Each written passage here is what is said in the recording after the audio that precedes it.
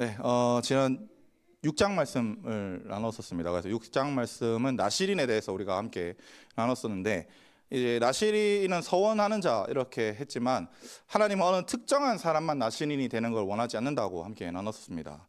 그래서 모두가 구속사에 헌신하는 나실인이 되기를 원하신다는 것이었고, 이 나실인으로 서원하면 세 가지를 하지 말라고 하셨는데, 첫 번째 포도 씨부터 열매까지 어떠한 부정을 끼치는 모든 것들도 근원부터 잘라내라 해서 접근하지 말라고 했고, 그다음에 머리를 기른다고 했습니다. 그래서 이게 하나님께 속해 있는 표시라고 했는데, 하나님께 속해 있다는 것을 나타내고, 그다음에 시체를 먼저 바라보는 게 아닌데, 특히 이런 가족을 또 이야기한다고 했었죠. 가족을 먼저 바라보는 것이 아니라 이제 사명에 먼저 초점을 둬야 된다는 것이 이 나실인의 서원이었습니다. 그래서 오늘 날로 말하면 죄를 유발하게 하는 근원을 이제 멀리하라.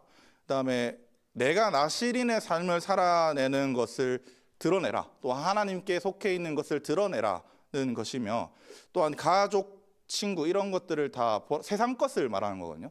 세상 것을 먼저 바라보는 것이 아니라 하나님께서 개인에게 맡기신 사명에 먼저 초점을 맞춰라는 것이 지난 말씀에서 나실인이 하면 안 되는 규정 세 가지였습니다.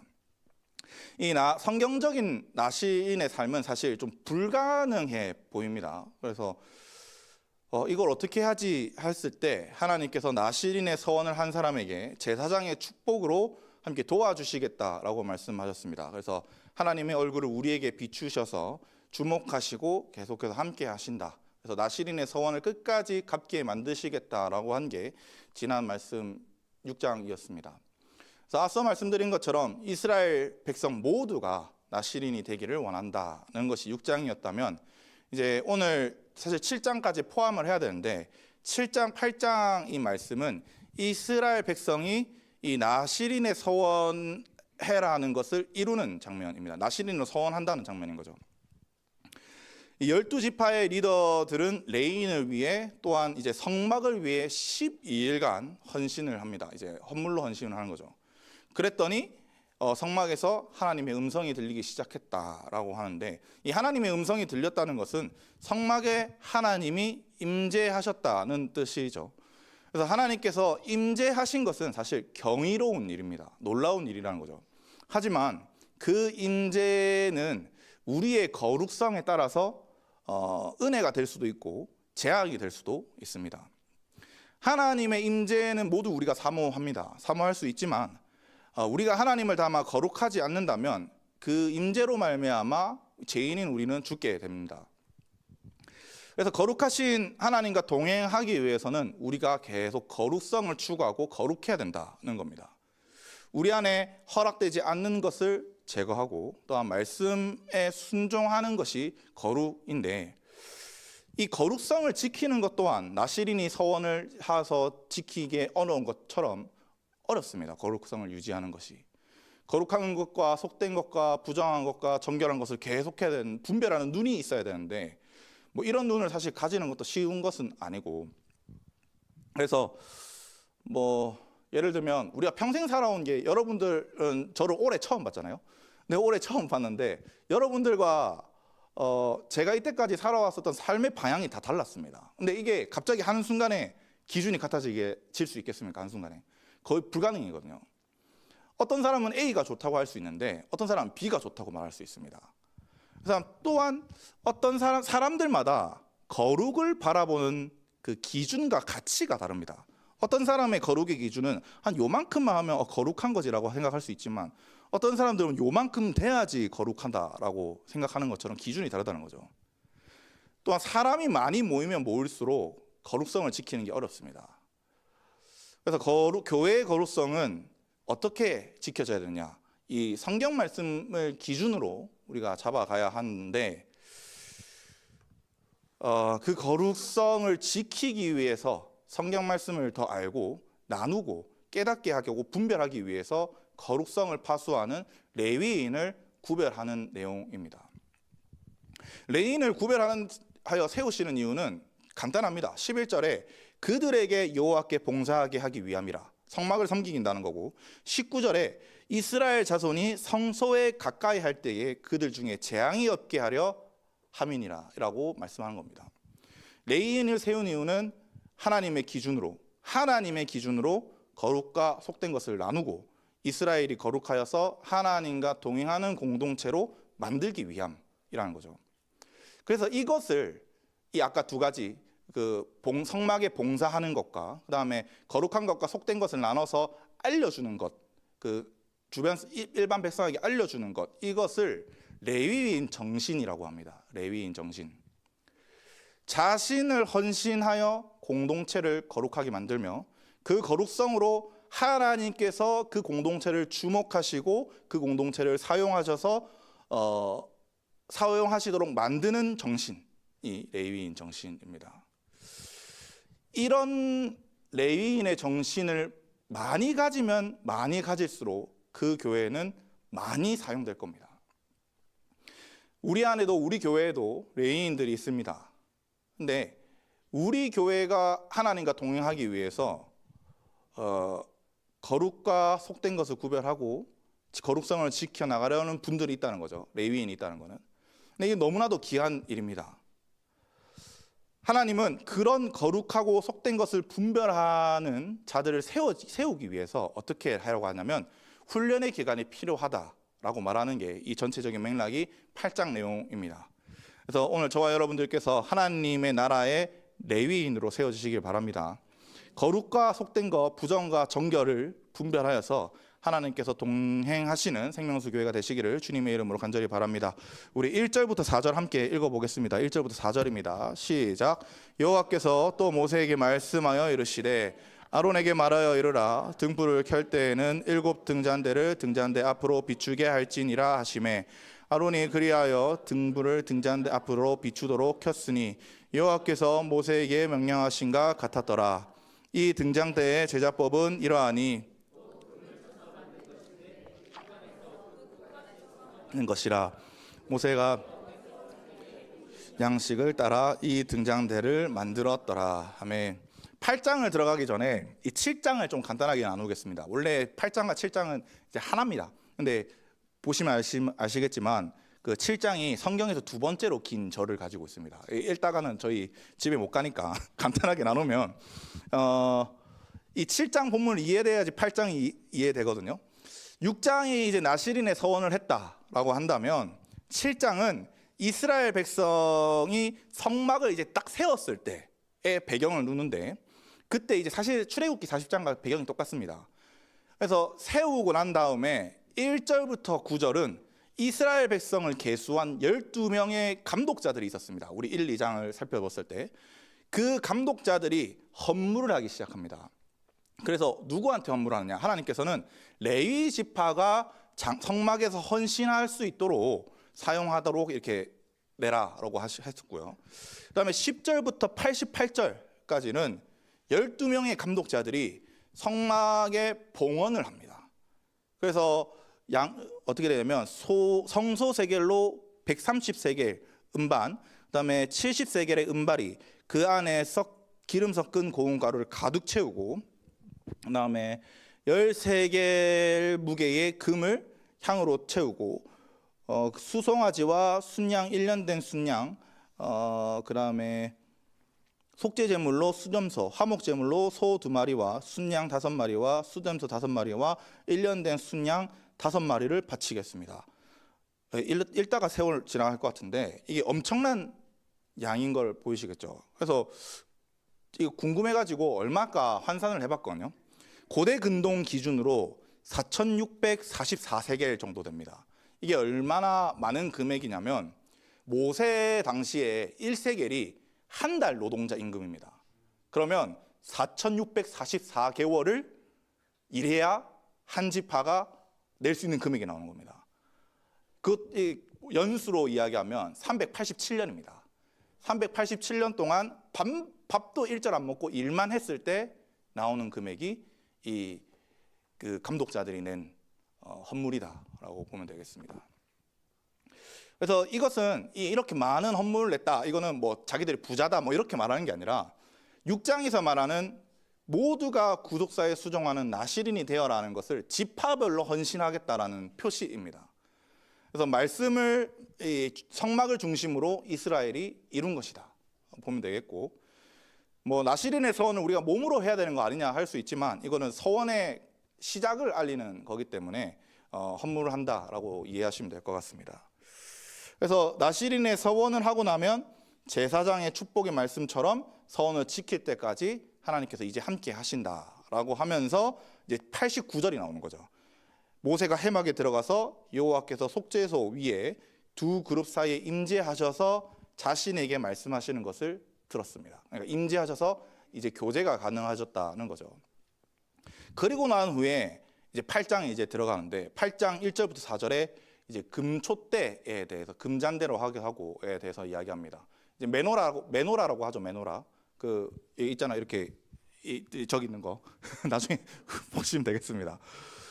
7장 89절에서 하나님께서 임재하신 이후에 메노라를 설명하신 이유는 이제 메노라의 제작 방법과 관리 방법을 좀 알아야지 우리가 갑자기 이게 왜 뜬금없이 나오냐를 이해하게 됩니다. 메노라는요 순금입니다. 순금으로 망치를 이렇게 때려가지고 만든 겁니다. 보통은 이제 붙이잖아요. 도금하거나. 근데 이거는 때려가지고 이렇게 모양을 잡아가면서 만드는 모양입니다. 그 성물입니다. 그래서 이 순금은 히브리어로 자하브 타호르라고 하는데 이 성경에서 27번 나오는 게 자하르 타호르인데 그 중에서 8번이 이 메노라에 사용됩니다. 우리가 성물에서 가장 가치 있게 보는 게 그 법궤잖아요. 법궤. 지성소 그 위에 속죄소 있고. 근데 법궤에도 2번밖에 안 쓰이고 속죄소에도 2번밖에 안 쓰입니다. 그래서 이 메노라에 8번 쓰였다는 거는 엄청난 의미가 들어가 있다는 걸 알아야 되거든요. 좀 더 설명을 하면 이토록 자하브 타호르를 계속 강조하는 것은 이 메노라가 하나님의 임재를 상징하기 때문입니다. 하나님의 임재. 그래서 이 메노라는 성소의 남쪽에 위치하게 되는데 사진 한번 보여줄게요. 성소의 남쪽에 위치하게 되는데 네, 이쪽이 동쪽입니다. 여기가 남쪽이고 그래서 여기 보면 등대 남쪽에 여기 있잖아요. 성소 안에 여기는 지성소고 여기는 성소인데 성소 안에 이렇게 있습니다. 거기다가 이게 7개처럼 뚝뚝뚝뚝 나온 게 메노라인데 요 메노라는 아침에 한 번, 저녁에 한 번 기름을 대제사장 아론이 기름을 부어서 불을 지속하게 해야 됩니다. 근데 2절을 보면 등불을 켤 때 7 등잔대 앞에 비추게 하라라고 말씀합니다. 이게 남쪽이니까 앞쪽이면 어디를 비춰야 되냐면 여기 진설병상 떡상 앞에 이렇게 비추게 해야 된다는 거거든요. 이 진설병상에는 진설병이 12개가 있습니다. 12개. 그래서 레위기 24장 8절을 참조하면 이 진설병 12개의 진설병은 이스라엘 상징합니다. 이스라엘을. 그래서 이 여호와의 임재를 상징하는 이 메노라의 빛을 이스라엘을 상징하는 진설병에 비춰야 된다는 거죠. 즉 하나님께서 이스라엘에게 임재하셔서 함께 하시겠다는 것을 보여주는 겁니다. 그래서 갑자기 메노라 본문이 나오는 게 이런 이유입니다. 메노라를 매일 관리하는 대제사장으로 말미암아 성령의 임재가 이스라엘에게 있다는 것을 추격하는 게 1, 2, 3장, 4장, 임지 3, 4절이거든요. 그러면 6장에서 나시린은 여러분 대제사장과 비슷한 직위에 있다고 했습니다. 비슷한 직위. 그래서 이스라엘 백성이 나시린의 서원을 한 후에 헌신이 나타나면 하나님의 임재가 12지파에 나타나는 것을 의미하는 겁니다. 그래서 7장에서 이스라엘 백성이 나시린의 서원을 하고 났으니까 성서로부터 하나님의 음성이 들렸다. 그리고 그거는 이스라엘에게 임재, 하나님의 임재가 임했다는 걸 1, 2, 3, 4절에서 보여주는 겁니다. 근데 여러분 하나님께서는 언제 어디서든지 계시는 분입니다. 그런데 이스라엘에게 임재하셨다는 것은 하나님께서 그들의 헌신과 사역에 집중하고 계신다라는 의미입니다. 민수기 6장 25절에 그 우리 제사장의 축복인데 여호와는 그의 얼굴을 비추사라고 말씀하시잖아요. 근데 여기 비추사가 히브리어로 오르라고 해서 빛을 비친다라고 합니다. 근데 8장 2절 한번 볼까요? 8장 2절에 보면 비추게 할지니라 하심에도 똑같이 오릅니다. 오르. 그래서 나실인의 서원을 하고 실제로 헌신한 자들에게 하나님께서 빛으로 임재하실 것이다를 설명하는 거죠. 어떤 헌신이냐? 6장에서 말씀드린 나실인의 서원은 팔라, 놀라운 일로 구속사를 향한 서원입니다. 구속사를 향한 서원. 영적 군대로 세워지고 있는 이때에 구속사에 수종된 자를 통해서 임재하시는 것을 의미합니다. 그래서 오늘날 우리에게도 똑같습니다. 뭐 얘네들만 사명 있고 우리는 사명 없다 이건 아니잖아요. 마태복음 28장 18절부터 20절에 보면은 너희는 가서 모든 민족을 제자 삼아 아버지와 아들과 성령의 이름으로 세례를 베풀고 내가 너희에게 분부한 모든 것을 가르쳐 지켜 행하게 하라. 보라 세상 끝날까지 내가 너희와 함께 있을지어다 라고 말씀하시잖아요. 또한 사도행전에서 이 사명을 감당한다고 했을 때 기도하는 자들이 있었잖아요. 120명 사람들이. 근데 성령이 임하고 너희가 권능을 받고 예루살렘과 온 유대와 사마리아까지 땅끝까지 이르러 내 증인이 되리라 하는 이 사명을 감당하겠다고 헌신하겠다고 120명이 마가의 다락방에서 기도하고 있을 때 성령께서 내리셔서 임재가 함께 일어난다는 거죠. 그때부터 초대교회 성도들은 성령의 임재를 구하기 시작한 겁니다. 여러분 성령의 임재를 누리고 싶으십니까? 그러면 나실인처럼 구속사에 대한 헌신이 필요하고 서원이 필요한 겁니다. 이런 임재가 우리에게 항상 있어야 되고 이런 헌신이 있어야 됩니다. 없으면 우리는 세상에 가서 아무것도 못하는 사람들입니다. 사실 뭐 삼성 이재용이 교회 다니라고 말하는 게 편하겠습니까? 우리가 교회 다니라고 말하는 게 편하겠습니까? 이재용 말하면은 바로 올 건데. 우리에게는 성령의 임재가 있어야지 그 능력, 성령의 능력으로 전도가 되는 거죠. 그래서 아까도 말씀드린 것처럼 서론에서 이런 임재가 계속 있으면 너무나도 좋습니다. 근데 기쁜 일이지만 이런 임재를 항상 누릴 수 있는 건 아닙니다. 또 왜냐하면 우리가 죄인이기 때문입니다. 죄인. 우리는 항상 거룩할 수 없는 존재입니다. 그래서 거룩성이 훼손되는 순간 임재는 우리에게서 사라지게 됩니다. 그래서 그 거룩성을 훼손하지 않기 위해서 레위인을 세워야 한다고 말씀하는 게 이 5절부터 22절 말씀인데 우리 5절부터 6절 함께 읽어보겠습니다. 5절 6절입니다. 시작. 여호와께서 모세에게 말씀하여 이르시되 이스라엘 자손 중에서 레위인을 데려다가 네, 맞습니다. 6절까지. 레위기를 살펴보면 하나님과 동행하는 사람은 거룩한 사람입니다. 거룩한 사람. 동행은 아모스 3장 3절 두 사람의 뜻이 같지 아니한데 어찌 동행하겠으며 라는 말씀처럼 하나님과 우리의 뜻이 같아야지 동행이 되고 하나님 거룩하게 되는 겁니다. 물론 우리가 하나님 뜻에 맞춰야 되는 거죠. 그런데 우리가 만약에 하나님 다 괜찮은데 요것만큼은 절대 안 됩니다 라고 이렇게 말한다면 이건 동행이 아닙니다. 이건 동행이 아닙니다. 제가 레위기를 좋아해서 그래요. 레위기를 읽어보면 사람은 거룩과 정결과 부정을 계속 왔다 갔다 합니다. 그러니까 레위기 대제사장이라고 무조건 거룩한 존재다 이런 게 아닙니다. 왔다 갔다 합니다. 사람은 모두가. 그래서 항상 거룩할 수 없고 공동체라면 더욱 그럴 건데 이 공동체가 크면 클수록 더 그렇습니다. 그래서 거룩성을 보존하는 게 매우 어려운데 그러기 위해서 이 레위인을 세워야 한다는 겁니다. 근데 레위인을 잘 살펴보면 제사장 위임식 본문은 레위기 8장인데 대제사장은 거룩하게 해서 구별했다 세워라 이렇게 하는데 본문 6절을 보면 하나님께서는 레위인을 정결하게 해라고 말합니다. 그러니까 거룩이 더 위에고 그 아래 단계가 정결입니다. 대제사장을 거룩하게 해야 되는 이유는 지성소에 들어가기 때문입니다. 이 특별한 임무를 맡은 자들이라는 거죠. 근데 레위인이 성막에서 봉사하기 위해서 이스라엘 백성으로부터 구별된 존재이긴 하지만 대제사장만큼 거룩한 존재는 아니고 정결해지는 존재밖에 안 되는 거거든요. 왜냐하면 안뜰까지는 일단 성막의 안뜰까지 마당까지는 접촉할 수 있습니다. 근데 이게 엄청 은혜로운 말씀입니다.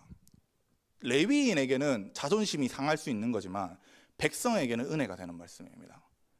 레위인이 안뜰까지 사역한다는 것은요, 이스라엘 백성이 성막으로 들어가고 나갈 때 혹은 진영에 있을 때 하나님과 동행하며 가르칠 수 있는 존재는 레위인이라는 겁니다. 레위인을 자주 만나면서 내가 하나님 앞에 나가려면 이렇게 해야 되구나. 내가 하나님과 동행하려면 이렇게 해야 되는 거구나를 알 수 있는 게, 가르쳐 줄 수 있는 게 레위인이라는 거죠. 그래서 하나님을 아는 것에 대해서 미숙한 자들에게 직접 만나 거룩이 무엇이고 정결이 무엇이고 부정이 무엇이고 알려줄 수 있는 게 레위인이라는 겁니다. 이런 레위인들을 세우는 의식을 세 가지 오늘 본문에서 하는데, 첫 번째 속죄의 물 뿌리고, 두 번째는 전신의 면도를 하고, 세 번째는 의복을 빨기 시작합니다. 그래서 총 세 가지로 나누는데, 먼저 속죄의 물을 뿌립니다. 이 속죄의 물은 메 하타트라고 하는데, 메는 물이고요, 하타트는 속죄라고 번역되어 있지만 사실 좀 많이 복잡한 단어입니다. 그 히브리어 하타에서 나왔는데, 히브리어는 7가지의 동사 유형이 있습니다. 칼, 리팔, 피엘, 푸알, 히트팔, 히필, 그다음에 호팔, 뭐 더 있습니다. 더 있는데 대표적으로는 7가지가 있습니다. 근데 칼 유형을 쓰면 간역을 빗맞추다, 죄를 짓다, 이런 의미로 사용되는데, 피엘 유형으로 사용되면 정결하게 하다라는 의미입니다. 여기서 그래서 속죄의 물은 사실 피엘형이거든요. 피엘형이라서 속죄의 물이라고 하면 안 되고 정결의 물이라고 해야 됩니다. 정결의 물. 이 물을 어떻게 하냐? 손가락으로 찍어서, 이 나자라고 되어 있는데 이렇게 튕겨내는 겁니다. 이게 뿌리는 게 아니라 손가락으로 물 찍은 다음에 이렇게 하는 거잖아요. 이렇게 하는 걸 하는 모습입니다. 두 번째는 전신의 면도를 한다는 건데, 온몸의 털이란 털은 싹 다 밀어라는 건데, 레위기 14장에서 피부병의 정결의식을 보면 부정한 기간이 지났다라고 보면 이 머리털부터 닮고 온몸의 털을 다 밀어라라고 이야기를 합니다. 그래서 이제 그러면 정결하게 된다라고 하는데, 그래서 이 전신의 면도를 한다, 이거는 레위인들이 이전 삶에서 저질렀던 부정을 제거하는 것이다라고 보면 되겠습니다. 마지막으로 세 번째는 의복을 빨게 되는데, 옷을 빤다는 거죠. 성경에서 옷은 삶을 나타냅니다. 특히나 옷을 빤다는 것은 이전 삶을 청산하고 새로운 삶을 살겠다는 의식으로 많이 나타납니다. 성경에서도. 그래서 계시록 7장 14절이죠. 계시록 7장 14절 한번 보여줄까요? 거기에 보면은 흰 옷을 입은 그 수많은 무리들이 막 옵니다. 그래서 뭐 장로 한 명이 얘들이 누구냐라고 물었을 때, 그 요한이 내 주여 당신이 아시나이다 했을 때, 이제 아시나이다 했는데 이렇게 말하죠. 그가 나에게 이르기를 이는 큰 환난에서 나온 자들인데 어린 양의 피에 그 옷을 씻어 희게 하였더라 라고 하면서, 예수님의 피로 옷을 빨았다는 것은 재 씻은 바 되었고 이제 천국 백성이 되었다라는 걸 나타내는 거죠. 이 모든 의식은 뜻이 있습니다. 방금 말씀드렸던 것처럼 정결의 물을 씻는 것은 정결한 삶을 요구하는 것이며, 정결한 삶을 위해서 예전의 부정은 싹 다 제거하고 새로운 삶을, 옷을 빨아라고 했죠. 새로운 삶을 살기 위해서 옷을 빨면서 살아라는 신앙 고백을 하는 모습인 거죠. 교회는 거룩과 정결의 공동체입니다. 그러나 교회가 이 거룩과 정결성을 잃을 때가 많죠. 거룩과 정결성이 없으면 사실 하나님께서 사용하실 수는 없습니다. 사용하실 수는 있습니다. 악한 데 사용하십니다. 저와 여러분들이 거룩한 곳에 사용받고자 하신다면 거룩한 삶이 있어야 됩니다. 기독교인들이 가장 닮고 싶어하고 내 새끼들은 꼭 이런 인물이 돼야 된다 하면 딱 두 인물 뽑으면 요셉이랑 다니엘입니다. 요셉이랑 다니엘. 근데 이들의 삶을 요약하잖아요. 부정은 최대한 멀리하고 거룩은 최대한 가까이 하고, 이 요약을 이걸로 딱 이 두 마디로 요약할 수 있습니다. 요셉은 여러분 보디발의 아내와 외도할 수 있었습니다. 잘생겼잖아요. 근데 거기다가 가정총무입니다. 가정총무로서 이 보디발은 자주 이제 전쟁에 나눠가고 해야 되니까 자주 없으니까 아내랑 그 보디발의 아내와 외도하면서 그 가정 총무의 역할을 하면서 편하게 살 수 있었습니다. 그런데 만약에 요셉이 그런 삶을 살았다면 하나님은 요셉을 들어서 사용하지 않았을 겁니다. 다니엘과 세 친구도 우상 음식 먹고요, 금신상 절하면 편안한 포로 생활을 할 수 있습니다. 그런데 그러지 않았습니다. 그러니 하나님께서 그들을 사용하실 수밖에 없는 겁니다. 사용하겠다가 아닙니다. 얘네들을 사용할 수밖에 없구나가 되는 거죠. 이들이 이렇게 거룩을 추구했던 이유는요, 목적이 다 있었습니다. 뭐냐면 하나님의 약속을 잊지 않는 자들, 하나님의 약속을 이루겠다는 목적을 두고 살았던 자들이었기 때문입니다. 그래서 우리가 거룩을 유지하려고 한다면요, 우리가 공동체가 각 사람에게 주신, 각 공동체에게 주신 약속을, 그 다음에 목적을 붙잡고 살아야 합니다. 최근에 목사님들이랑 같이 이야기를 하는데 교회에서 분쟁이 자주 일어나는 교회에 대해서 좀 같이 이야기를 했었습니다. 근데 하시는 말씀이 뭐였냐면, 왜 그런지 잘 모르겠다 해서 교회에 대해서 좀 제가 자세히 좀 물었습니다. 그러니까 그러면 너희는 선교는 언제 나가냐? 너희 전도 언제 하는데? 그거 뭐 반상회 하나? 뭐 이렇게까지 제가 좀 말을 했습니다. 그러니까 뭐냐면 그 교회를 비하하기 좀 그렇지만 목적이 없었습니다. 그러니까 우리처럼 구속사의 사명이라든지 선교의 사명이라든지 전도의 사명이라든지 이런 게 전혀 없었습니다. 부산에 시옷교회라는 데가 있습니다. 시옷교회, 좋은 교회입니다. 근데 제가 말하기가 좀 그래서 그 교회가 빚이 엄청 많습니다. 빚이 엄청 많은데 담임 목사님이 65세 때 은퇴하시고 선교를 나가셨습니다. 담임 목사님한테 계속 파송 선교사를 주시면서 계속해서 하는데 교회는 빚이 계속 쌓입니다. 근데 그 교회는 부산에 있는 교회 중에서 헌신적이고 한목하기로 유명한 교회입니다. 왜? 그 교회는 선교에 파송 선교사가 120명입니다. 파송 선교사가 빚을 내서라도 어떻게 해서든 파송 선교사를 보냅니다.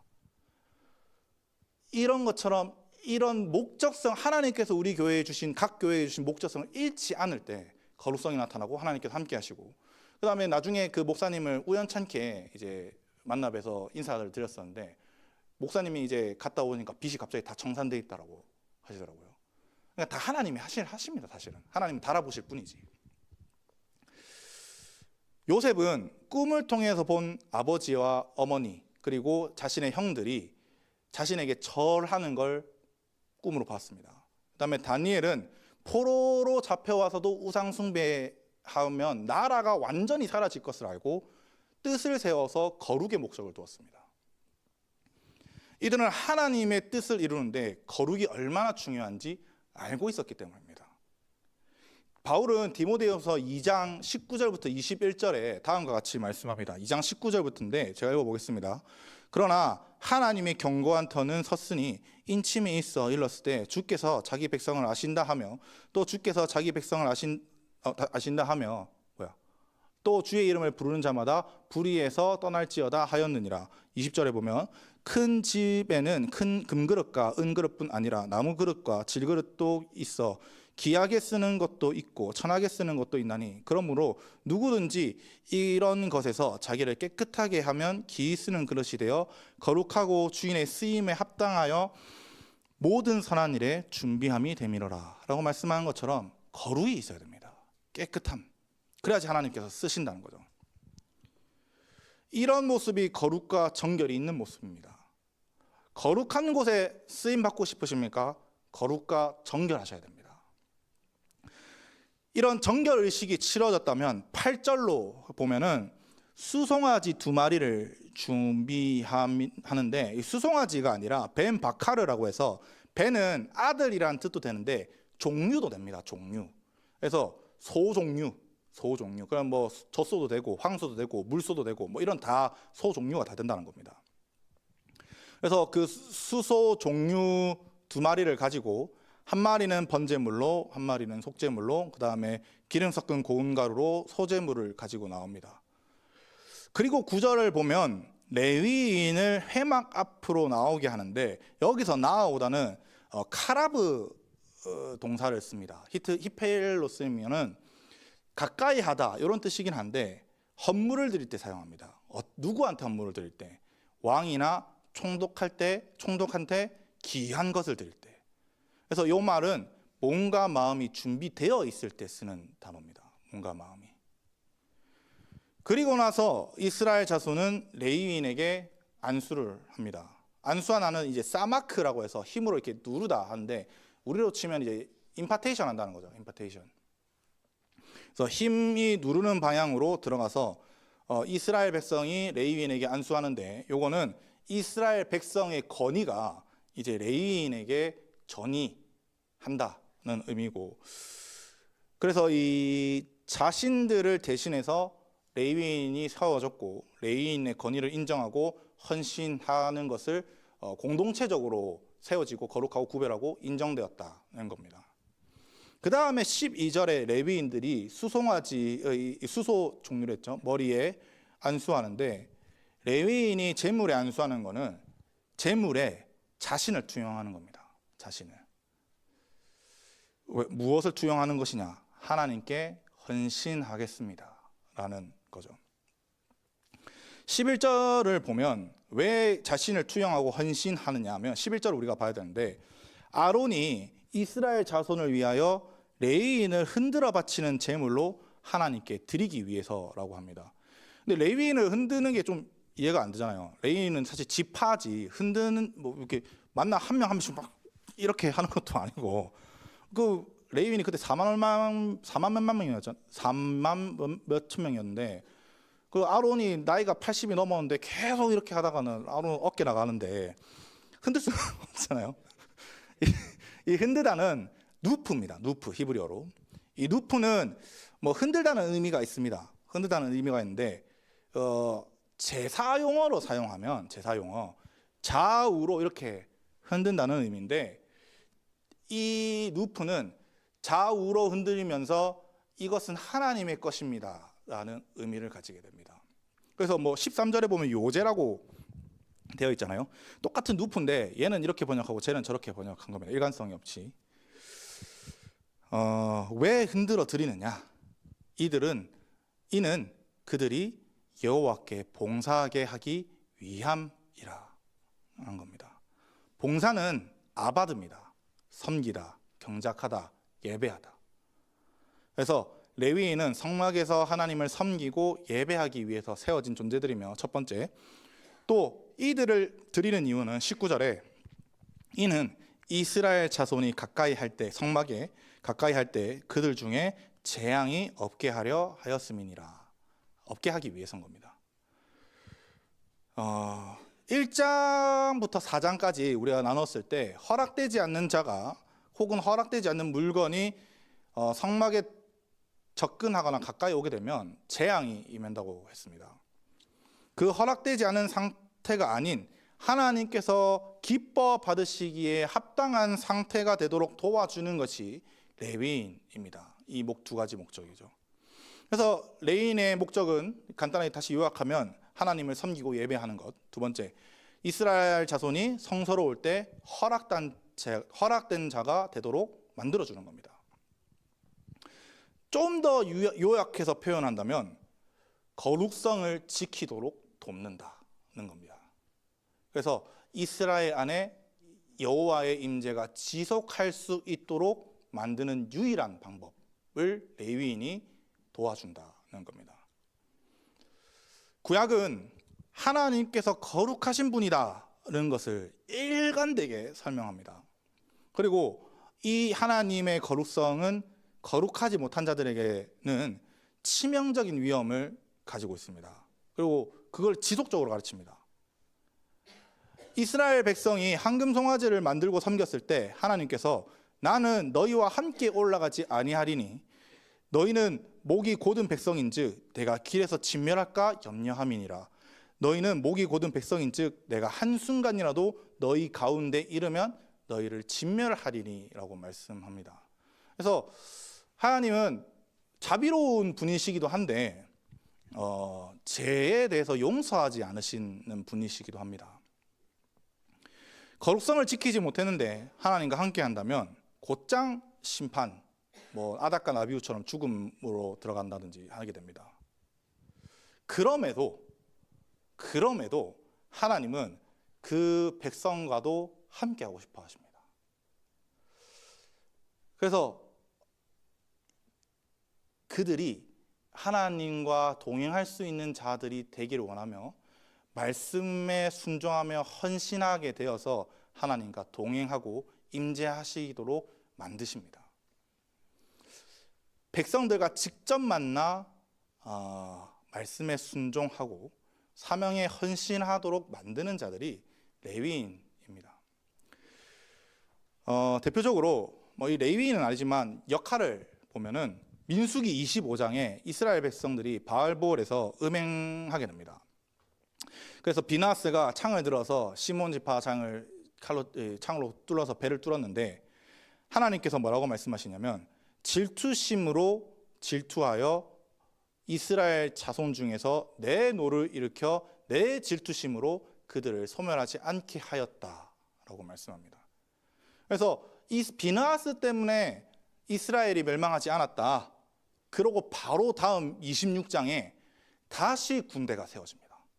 완전 바알 숭배해가지고 얘네들은 다시 갱생이 불가능할 것 같은 사람들이었는데, 이스라엘 백성이었는데 바로 26장에 여호와의 군대가 다시 세워집니다. 다시 하나님과 동행합니다. 여러분들이 하나님과 동행하는 삶을 살고 있으십니까? 그거는 하나님과 동행하도록 헌신하는 자들이 있기 때문입니다. 오늘날 레위인은 목회자만 생각하는데 목회자만 있는 게 아닙니다. 맥락을 보면, 제가 계속 말하는 맥락을 보면 목회자를 이야기한 게 아니잖아요. 오늘날 레위인은 우리 모두입니다. 우리 모두. 왕 같은 제사장이니까 그렇지 않습니까? 하나님은 비느하스나 레위인처럼 하나님께 헌신함으로써 다른 지체들에게 하나님의 은혜가 미치게 하는 자들을 간절히 원하고 찾으십니다. 그래서 그런 헌신자가 많으면 많을수록 복된 것이죠. 저는 한국 교회가 무너져가는 이유는 레위인 정신이 사라져가고 있기 때문입니다. 죄를 많이 지어서 그렇다는데 근본적으로 가면 이 레위 정신이 없는 겁니다. 나를 희생하여서 우리의 공동체가 하나님 앞으로 더 가게 하고 하나님과 동행하게 만드는 자들이 점점 없어지고 있다는 겁니다. 제가 3년 전쯤인가 기독신문을 봤는데 어떤 교회 이야기인데 권사회에서 저녁에 권사의 기도회를 하고자 했습니다. 그래서 사역 전도사인지 목사인지 기억이 잘 안 나는데 사역자한테 가가지고 설교와 그다음에 기도의 인도를 좀 부탁했다고 합니다. 근데 돌아온 말이 뭐였냐면, 권사님, 그 시간은 제가 퇴근한 시간입니다 라고 말이 돌아왔답니다. 여러분, 그 공동체가 하나님 앞에 똑바로 설 수 있겠습니까? 요즘 많은 교회들이 수요 저녁 예배 없애고 있는 거 알고 있습니까? 수요 저녁 예배를 없애고 있는 거. 그래서 없애고 뭘 하냐면 수요 오전 예배로 바꾸고 있습니다. 오전에 누가 예배 드리러 옵니까? 다 직장 가고 있는데. 왜 수요 오전 예배로 바꾸느냐? 사역자의 저녁이 보장되는 삶을 주기 위해서라고 합니다. 말도 안 되는 소리하고 있어, 진짜. 그럴 거면 사역 왜 안 하지 모르겠어요. 이게 진짜 비통한 일입니다, 여러분. 이게 예배를 겉면해서 말씀을 듣게 해도 모자랍니다. 근데 자기 삶이 중요하고 공동체의 거룩은 뒷전으로 버리는 시대에 있으니까 한국 교회가 무너지는 겁니다. 다른 거 없습니다, 여러분. 누구를 탓할 게 아니라 레위인 정신이 가지고 있는 사람이 성도든 뭐 목회자든 다 없기 때문입니다. 제가 여러분 사역자니까 사역자로 예를 든 것뿐이지 여러분 아시는 이야기 많을 겁니다. 뭐 장로가 뭐 저래, 뭐 권사가 왜 저래, 저 집사가 왜 저래, 뭐 이러면서 다 레위인 정신이 없기 때문인 거죠. 이 레위인의 정신을 듣고 의식했잖아요. 앞에 의식을 듣고 여호와께서 레위인에게 대하여 모세에게 명령하게 하신 것을 다 행합니다. 이제 그래서 그와 같이 그들에게 행했다라고 이제 말씀합니다. 이렇게 레위인을 세우는 의식이 끝나고 났는데 뭐 잘 마무리되고 끝났다라고 생각했는데 하나님께서는 모세에게 23절부터 26절까지 한 가지 더 명령을 하십니다. 우리 23절부터 26절 함께 읽겠습니다. 같이 읽을게요. 시작. 여호와께서 또 모세에게 말씀하여 이르시되 레위인은 이같이 할지니 곧 25세 이상으로 할막에 들어가고 복무하고 봉사할 것이요 50세부터는 그 일을 쉬어 봉사하지 아니할 것이나 그의 형제와 함께 해막에서 돕는 직무를 지킬 것이요.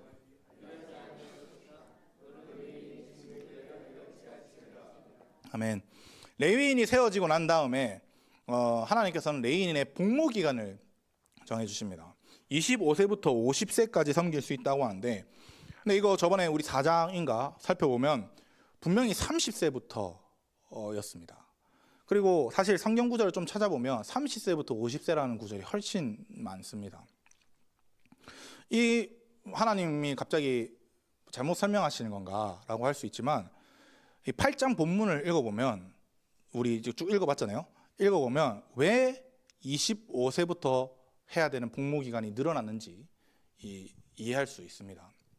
레위인은 성막의 업무를 배워야 하며 그다음에 공동체의 거룩성을 지켜야 하는 막중한 임무가 있습니다.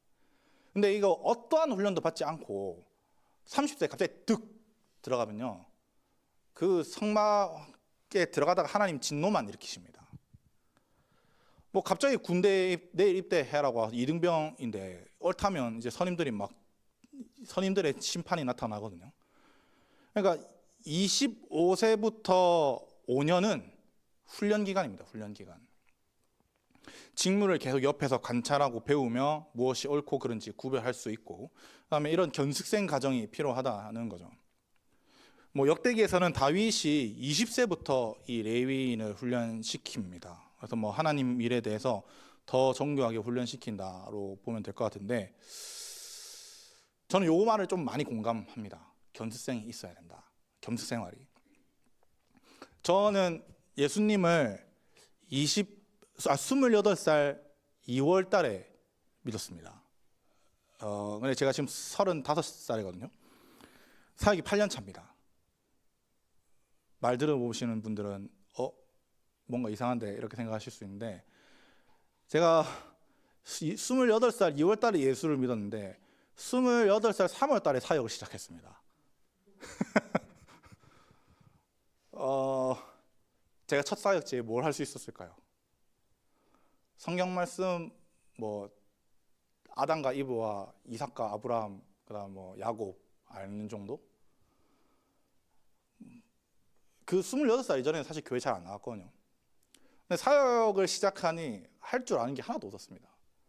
그래서 그때부터 고생이란 고생은 다 했죠. 설교 준비, 설교다, 주일에 설교해야 된다. 중고등부를 맡았거든요. 밤을 새야 됐습니다. 밤을. 뭐 그건 기본이었고, 근데 그 중고등부 일부 찬양, 그다음에 중고등부 예배, 오후 예배 또 찬양 인도 이렇게 해야 됐거든요. 찬양 인도 2개 해야 되잖아요. 같은 곡을 또 할 수 없잖아요. 어떻게 하겠습니까? 한 콘티를 8개 만들어 놓고 한 2달 동안 로테이션 돌렸습니다. 이날 이렇게 계속 돌려가면서. 그래서 항상 실수투성이었습니다. 항상. 그래서 이 겸식생 과정이 얼마나 필요한지 잘 뼈저리게 느꼈다는 거죠. 공동체를 하나님 앞에서 잘 인도해야 하는 사역자라면 그런 실수가 얼마나 큰지 뼈저리게 잘 느낍니다. 그래서 실수하지 않으려고 정말로 많이 노력했습니다. 제가 1년 차는 2년 동안은 그 신대원에 들어가지 못하고 그냥 개인적으로 성경 공부했고 신대원 생활 3년 이렇게 했잖아요. 그래서 총 5년을 말씀 매일 3시간 읽고 그다음에 원어 공부 매일 읽고 맨날 원어로만 성경 나중에 읽게 됐습니다. 그다음에 그래서 나중에 읽다가 이러다가 내가 이상해지겠다 해서 창세기부터 다니엘서까지 제가 그냥 개인으로 번역을 했습니다. 그냥 개인으로 번역하고 찬양을 잘 몰랐는데 제가 사역한 지 3년 차 때 저희 와이프를 이제 소개받았습니다. 그때부터 예배 같이 하고 와이프 예배하는 거 좀 계속 듣고 이렇게 하니까 찬양을 많이 알게 되고 이게 총 다 하니까 5년 됐습니다. 5년. 그리고 신대원 졸업을 하니까 이제 좀 사역자 구실 좀 하겠다라는 생각을 좀 했습니다. 물론 아직도 훈련 받는 중이고 부족한 거 많은데 그때서야 좀 그래도 옳고 그른 것이 무엇이고 분별하고 이런 게 뭔지 알겠다. 성경이 말하는 기준이 뭔지 알겠다. 그때부터 좀 알았습니다. 레위인이 그런 사람이 되어야 됩니다. 정교한 훈련을 받으면 받을수록 그런 사람일수록 더 큰 거룩함이 공동체에 있는 겁니다. 또한 하나님께서 기뻐하시는 은혜를 끼치는 자가 될 겁니다. 저희 교회가 여러분 훈련이 워낙 많잖아요. 뭐 다음 주도 있고 뭐 한 달에 한 번씩 그렇게 있고 또 사실 사역이 뭐 좀 빡셉니까? 그 훈련이 워낙 많아서 힘들지만 그 훈련이 저와 여러분을 레위인의 정신으로 무장한 사역자로 세울 겁니다. 또 이제 보면 50세까지 복무한다라고 말씀합니다. 고대에서는 사실 60세면은 장수입니다. 엄청 오래 산 거죠. 근데 50세면 만만치 않은 나이죠. 일평생 훈련을 받고 하나님 나라의 공동체를 올바로 세우는 사람으로서 사역을 감당하다가 은퇴한다고 합니다. 근데 대부분의 주석은 하나님께서 은퇴하는 은혜를 주셨다, 은퇴시키셨다라고 말을 하는데 이건 저는 좀 다르다 생각합니다. 왜냐하면 25절을 보면 그 일을 시어 봉사하지 아니할 것이나 하고 26절을 보면 그 형제와 함께 해막에서 돕는 직무는 지킬 것이오라고 말씀하시잖아요. 이 봉사는 그 25절에 나타나는 봉사는 그 성막 기구를 매는 걸 말합니다. 그러니까 이동할 때 움직이는.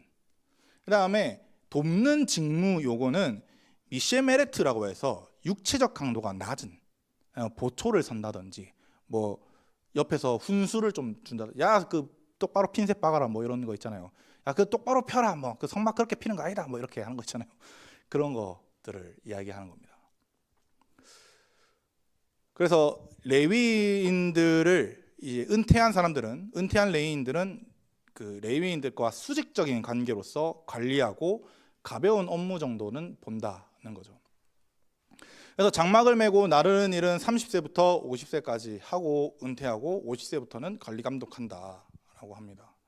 그래서 백발이 지혜라고 말씀하는 것처럼 잠언에서 먼저 앞서간 선배들이 후배들을 가르쳐주는 역할로 바뀐 것뿐이지 뭐 일을 멈춘다, 은퇴했다는 저는 사실 좀 받아들이기 힘들더라고요.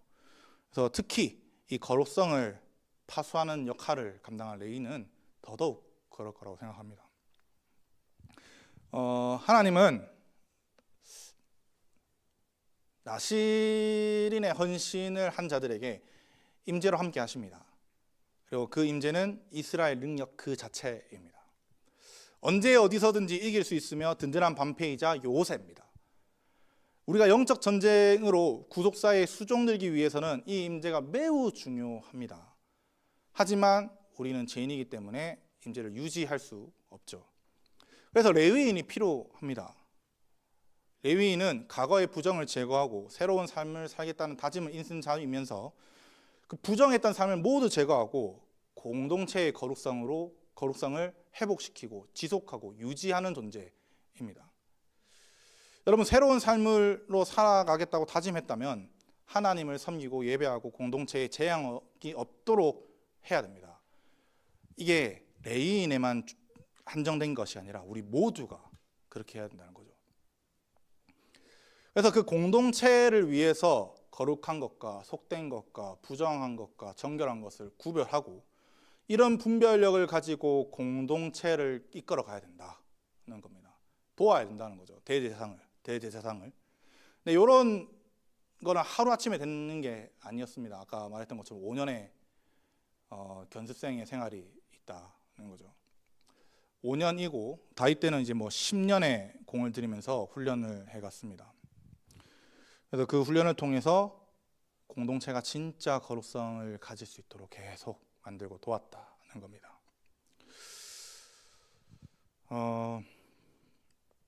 오늘날은 거룩성이 훼손되어가는 시대라고 할 수 있습니다.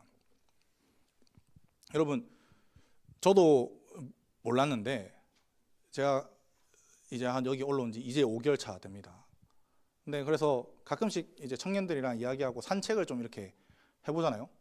저는 몰랐습니다. 이 동네에 교회가 이렇게 많은지.